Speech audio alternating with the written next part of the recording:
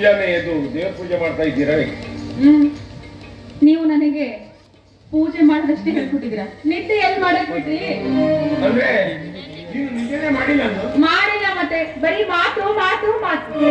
ಕೇಳಿ ಕೇಳಿ ಸಾಕಾಗೋಯ್ತು. ಹಾಗೇನಿಲ್ಲ, ನಿಮ್ಮ ಮಾತನ್ನ ಕೇಳ್ತಾ ಇದ್ರೆ ಕೇಳ್ತಾನೆ ಇರ್ಬೇಕು ಅನ್ಸುತ್ತೆ. ಅಂದ್ರೆ ನಾನು ಅಷ್ಟು ಇಂಟ್ರೆಸ್ಟಿಂಗ್ ಆಗಿ ಮಾತಾಡ್ತೀನ? ಪಾಪ ತುಂತನಿಗೆ ಗೊತ್ತೇ ಇಲ್ಲ ಅನ್ಸುತ್ತೆ. ಈಗ ಬಿಡಿ, ನನ್ ಕೆಲಸ ಇದೆ. ಇಷ್ಟು ಬೇಗ ಮನೆ ಕೆಲಸದಲ್ಲಿ ಮೊದಲ ಆದ್ಯತೆ ಕಾಣ್ತಾ ಇದೆ. ಈ ಮನೇಲಿ ಇಷ್ಟು ದಿನ ಯಾರು ಇರ್ಲಿಲ್ಲ, ಈಗ ನಾನೇ ತಾನೇ ಮಾಡ್ಬೇಕು. ಬೇಗ ಮನೆ ಕೆಲಸ ಶುರು ಮಾಡ್ಬೇಡ. ಮತ್ತೆ ಏನ್ ಮಾಡ್ಲಿ ಹೇಳಿ? ನಿಮ್ಗೆ ಮನೆಯಲ್ಲಿ ಮೈದ ಇದ್ದಾನೆ, ನೋಡಿದ್ರೆ ಏನಾದ್ರೂ ಆಗುತ್ತೆ. ಹಿಂಗೆಲ್ಲ ಮಾಡಿದ್ರೆ ನಾಷ್ಟ ಆಗುತ್ತೆ. ಮೈದನ ಮನೆಕೊಂಡಿದ್ದಾನೆ, ನಾವು ಮತ್ತೊಂದು ಸ್ವಲ್ಪ ಹೊತ್ತು ಮನೆಕೊಳ್ಳಿ. ಆಯ್ತಾ? ಬರ್ಕೊಳ್ಳ ಬರ್ರಿ.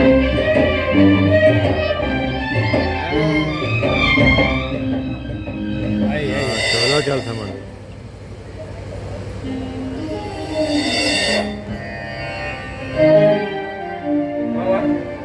ಏನು ಬೆಳಿಗ್ಗೆ ಮಗಳನ್ನು ಕರ್ಕೊಂಡು ಬಂದ್ರಲ್ಲ, ಏನು ವಿಷಯ? ಬರಬೇಕಲ್ಲ ಪ್ರಜಾದೇಶ, ಬರಬೇಕು. ಹೆಣ್ಣು ಹೆತ್ತವರ ಚಿಂತೆ ನಿನಗೆ ಹೇಗೆ ಗೊತ್ತಾಗಬೇಕು ಹೇಳು? ತಾಯಿ ಸತ್ತ ತಪ್ಪಲಿ ಪ್ರೌಢಾವಸ್ಥೆಗೆ ಕಾಲಿರಿಸಿದ್ದಾಳೆ. ಅವಳ ಮದುವೆಯ ಚಿಂತೆ ಮನಸ್ಸಿಗೆ ಮುತ್ತಿಗೆ ಹಾಕಿದೆ. ಅವಳನ್ನು ನಿನಗೆ ಕೊಟ್ಟು ಮದುವೆ ಮಾಡಬೇಕೆಂದು. ಆದರೆ ನೀನು ಮುಟ್ಟಿದೆ. ಯಾಕೆ ಚಿಂತೆ ಮಾಡ್ತೀರಿ? ನೋಡಿ ಮಾವ, ನಾನು ಯಾವತ್ತು ನಿಮ್ಮ ಮಗಳು ಗಿರಿಜೆಯನ್ನ ಆ ದೃಷ್ಟಿಯಿಂದ ನೋಡಿದ್ದೇ ಇಲ್ಲ. ಯಾಕೆಂತಂದ್ರೆ ಗಿರಿಜೆ ಯಾವತ್ತಿದ್ರೂ ಈ ಮನೆಯ ಸೊಸೆಯಾಗೋ, ಹಿರಿ ಸೊಸೆಯಾಗುವವಳು. ಅದನ್ನು ವಿಚಾರಿಸಿಯೇ ನಾನು ಗೌರಿಯನ್ನ ಪ್ರೀತಿಸಿ ಮದುವೆ ಆಗಿದೆ. ಅಂದರೆ ನನ್ನ ಮಗಳ ಗತಿ ನೀನೇ ಚಿಂತೆ ಮಾಡ್ಬೇಡ. ನಿನ್ನ ಮಗಳನ್ನ ನಮ್ಮ ಸಂಗಮೇಶ ಮದುವೆ ಆಗ್ತಾನೆ. ಅಂದರೆ ನನ್ನ ಮಗಳು ಈ ಮನೆಯ ಸೊಸೆಯಾಗುವುದು ಖಂಡಿತ ಅಲ್ಲ. ಇದರಲ್ಲಿ ಸಂಶಯವೇ ಇಲ್ಲ ಮಾವ, ಸಂಶಯವೇ ಇಲ್ಲ. ಸಾಧ್ಯವಿಲ್ಲ. ಸಂಗಮೇಶ ಇನ್ನು ಗುರಿ ಮುಟ್ಟಬೇಕು, ಮಿಲಿಟರಿ ಸೇರಬೇಕು, ದೇಶ ಸೇವೆ ಮಾಡಬೇಕು. ಅಂತದ್ರಲ್ಲಿ ಹೇಗಪ್ಪ ನನ್ನ ಮಗಳ ಕೊರಡಿಗೆ ಕರಿಮಣಿ ದಾರ ಕಟ್ಟಲು ಒಪ್ಪುತ್ತಾರೆ? ಯಾಕೆ ಒಪ್ಪುತ್ತಿಲ್ಲ ಮಾವ? ನಾವಿಬ್ರು ಅಣ್ಣ ತಮ್ಮಂದಿರು ಈಗಾಗಲೇ ನಿರ್ಧಾರ ಮಾಡಿ ಬಿಟ್ಟಿದ್ದೇವೆ. ತಾಯಿ ಸತ್ತ ತಂಗಿಯ ಮಕ್ಕಳನ್ನ ನಿನ್ನ ಸ್ವಂತ ಮಕ್ಕಳಂತೆ ಸಾಕಿ ಸಲಹೆ ದೊಡ್ಡವರನ್ನಾಗಿ ಮಾಡಿದ್ಯಾ. ಮೇಲಾಗಿ ತಾಯಿ ಸತ್ತ ಮಗಳು ಗಿರಿಜೆ ನಮಗೆ ಸೋದರ ಮಾವನ ಮಗಳು. ಹೀಗಿದ್ದಾಗ ಅವಳಿಗೆ ಬಾಳ್ಕೊಡ್ಲಿಕ್ಕೆ ಆಗುದಿಲ್ಲ ಅಂದ್ರೆ ಹೇಗೆ? ಇನ್ನು ನೀನೇ ನಿನ್ನ ಮಗನ ಕೊಡ್ಲಿಕ್ಕೆ ಮನ್ಸು ಮಾಡಿದೀನು ಅಂತ ಹೇಳ್ಬೇಕು. ಹಾಗೆನ್ನ ಬೇಡಪ್ಪ. ದೊಡ್ಡ ಸಮಸ್ಯೆಯ ಭಾರ ಹೊತ್ತು ಭಿಕ್ಷೆಗೆ ಬೇಡಲು ಬಂದ ನನಗೆ ನೀವು ಕೇಳುವುದಕ್ಕಿಂತ ಮೊದಲೇ ಕೊಟ್ಟಿಬಿಡಿ. ನೀವಿಬ್ಬರು ಬುದ್ಧಿವಂತರು, ವಿದ್ಯಾವಂತರು.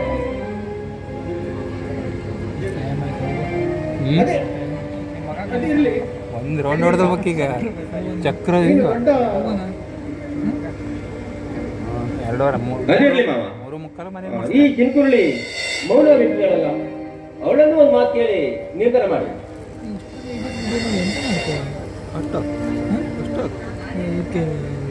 ನಾವೇನ್ ನಿರ್ಧಾರ ಮಾಡಿದ್ವಿ? ನೀನು ಮಸ್ತ್ ಆಗತ್ತೆ. ನಿನಗೆ ಅವಳು ಚಿಕ್ಕ ಸೊಸೆ, ನೀನೇ ಒಂದ್ ಮಾತು ಕೇಳ್ಬೋದಲ್ಲ? ಹೌದಲ್ವಾ? ನಾನೇ ಏನೇ ಕಿಂಕುರುಳಿ, ನನ್ನ ಮದುವೆ ಆಗ್ತೀಯಾ? ಏನವ? ಯಾಕೆ ಹಿಂಗಾಗ್ತಿ? ನಿನ್ನ ತಲೆ ಕೆಟ್ಟಿದೆ ತಾನೆ? ಮಾವ, ದಯವಿಟ್ಟು ಒತ್ತಾಯ ಮಾಡಬೇಡಿ. ಮನಸ್ಸಿದ್ರೆ ಮಾತ್ರ ಸುಮ್ಮನೆ ಒತ್ತಾಯ ಮಾಡಿ ಏನು ಪ್ರಯೋಜನ? ಹೌದು ಹೌದು ಹೌದು, ಯಾರು ಒತ್ತಾಯ ಮಾಡಿದ್ರು. ಒತ್ತಾಯ ಮಾಡುವಂತ ಪ್ರಸಂಗನೇ ಈಗ ಬಂದಿತ್ತಲ್ಲ. ಈಗ ಮಾವ ನನಗೆ ಏನು ಅಂತ ಕೇಳಿದ್ರು, ಮದುವೆ ಆಗ್ತೀಯಾ ಅಂತ ಕೇಳಿದ್ರು. ನಾನೇನ್ ಹೇಳಿದೆ? ಆಗೋದಿಲ್ಲ ಅಂತ ಹೇಳಿದೆ. ಅದಕ್ಕೆ ನೀವ್ ಯಾರಾದ್ರೂ ಯಾಕೆ ಅಂತ ಕೇಳಿದ್ರ? ಹೌದೌದು, ಯಾಕೆ ಅಂತ ಕೇಳ್ಬೇಕಾದ್ದು ನಮ್ ಧರ್ಮ ಆಗಿತ್ತು. ಧರ್ಮ ಅಂತ ಹಾಗೆ ನಿಲ್ಬೇಡಿ, ಈಗ್ಲಾದ್ರೂ ಯಾಕೆ ಅಂತ ಕೇಳಿ. ಯಾಕೆ? ಸರಿ ಸರಿ, ನಾನೇ ಕೇಳ್ತೀನಿ. ಹೇಳು, ಯಾಕೆ ನನ್ನ ಮದುವೆ ಆಗೋದಿಲ್ಲ? ಯಾಕ? ಅಲ್ಲ ಮವ, ನೀನೇ ನನ್ನ ಮದುವೆ ಆಗ್ತೀನಿ ಅಂತ ಹೇಳ್ಬೇಕಾದ್ರೆ ನಾನು ಯಾಕೆ ನಿನ್ನ ಮದುವೆ ಆಗ್ತೀನಿ ಅಂತ ಹೇಳ್ಬೇಕು? ನೋಡಿದ್ರ ಮಾವ, ನಿಮ್ಮ ಮಗಳು ಒಂದು ಕ್ಷಣ ಎಲ್ಲರನ್ನು ಹೇಗೆ ದಿಗಿಲು ಮಾಡಿಸ್ಬಿಟ್ಲ ಅಂತ. ಪಟಾಯಿಸ್ಬಿಟ್ಟ ಮಚ. ನಾನು ಬಹಳ ಬೇಜಾರ ಬಿಟ್ಟಿದ್ದೆ. ಎಷ್ಟೇ ಆಗಲಿ ಅವಳು ನಿಮ್ಮ ಜೊತೆಗಳು ನಿಮ್ಮಷ್ಟೇ ಬುದ್ಧಿವಂತಿಕೆ ಅವಳಿಗೂ ಇದೆ. ನೀಲಿ ಅವಳಿಗೆ ಸರಿಯಾಗಿ ಬುದ್ಧಿ ಕಲಿಸಿ. ಹಾ ಸಂಗಮೇಶ, ನೀನು ಬುದ್ಧಿಯನ್ನ ಆಮೇಲೆ ಕಲಿಸುವಂತೆ ಮಾವ ಬಂದಿದ್ದಾರೆ ಅಂತ ಸ್ವಲ್ಪ ಅತ್ತಿಗೆ ಹತ್ರ ಹೇಳಿ. ಅದಿರಲಿ ಜಗದೀಶ, ನೀನು ದೊಡ್ಡ ಸಾಹಸವನ್ನೇ ಮಾಡಿಬಿಟ್ಟೆ ನೋಡಿ. ಏನಪ್ಪ?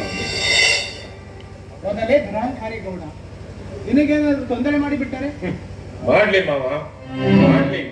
ಅದೇನ್ ಮಾಡ್ತದ ನಾನು ನೋಡೇ ಬಿಡ್ತೀನಿ. ನಾನೇನು ಕೈಗೆ ಬಳೆ ಕೊಟ್ಟಿಲ್ಲ.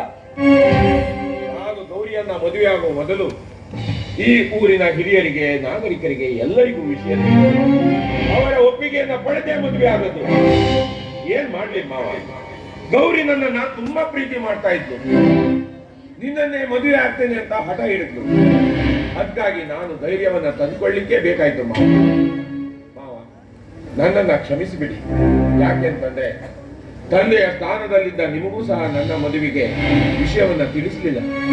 ಯಾಕೆಂತಂದ್ರೆ ಒಂದು ವೇಳೆ ನಾನು ನಿಮಗೆ ಈ ನನ್ನ ಮದುವೆ ವಿಷಯವನ್ನ ತಿಳಿಸಿದ್ರೆ ನೀವು ಖಂಡಿತವಾಗಿಯೂ ಬೇಡ ಅಂತ ಇದ್ರಿ. ಯಾಕೆಂದ್ರೆ ಅಂತ ದುಷ್ಟರ ಸಹವಾಸವೇ ಬೇಡ ಎನ್ನುವ ಕಾರಣಕ್ಕಾಗಿ.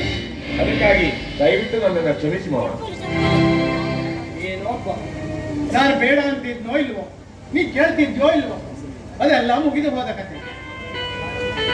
ಇದಕ್ಕೆ ಆ ದೇವರ ಪ್ರೇರಣೆಯೂ ಇದೆ. ನಿಮ್ಮನ್ನು ದೇವರು ಒಂದುಗೂಡಿಸಿದ್ದಾನೆ.